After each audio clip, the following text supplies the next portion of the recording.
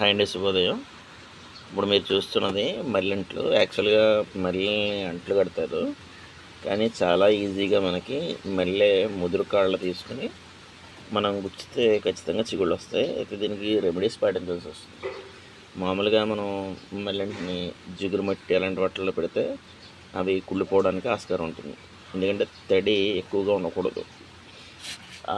ఇప్పుడు మీరు కటింగ్స్ చేసుకున్న తర్వాత, అంటే ముదురు కాళ్ళు, ఇలాంటి ముదురు కాళ్ళు కటింగ్స్ చేసుకున్న తర్వాత ఎక్కువ భాగం ఇసుక కలపండి. ఇక్కడ చూడండి, ఇసుక బాగా కనబడుతుంది. 90% ఇసుక ఉండి 10% మాత్రం మట్టి ఉండాలి.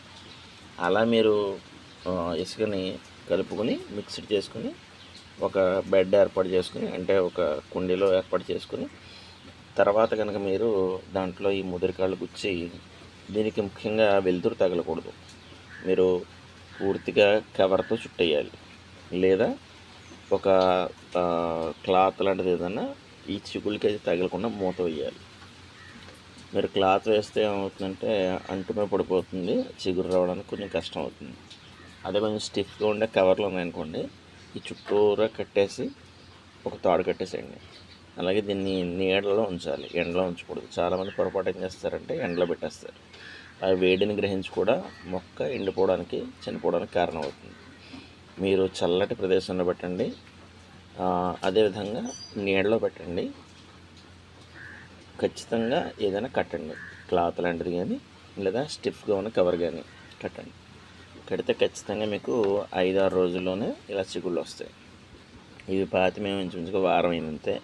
చూడండి ఎంత బాగా వచ్చేసాయి.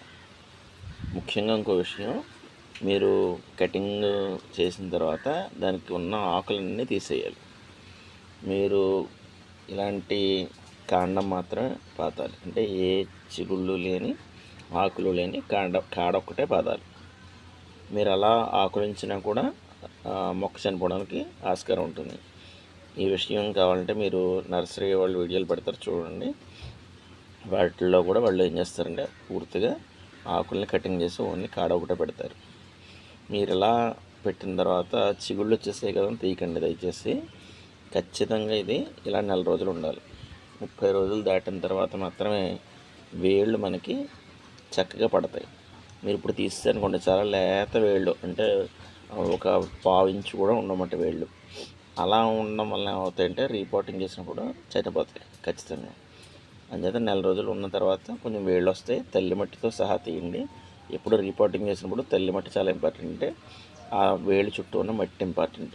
ఆ మట్టితో సహా తీసిపోతండి, ఖచ్చితంగా సక్సెస్ అవుతారు.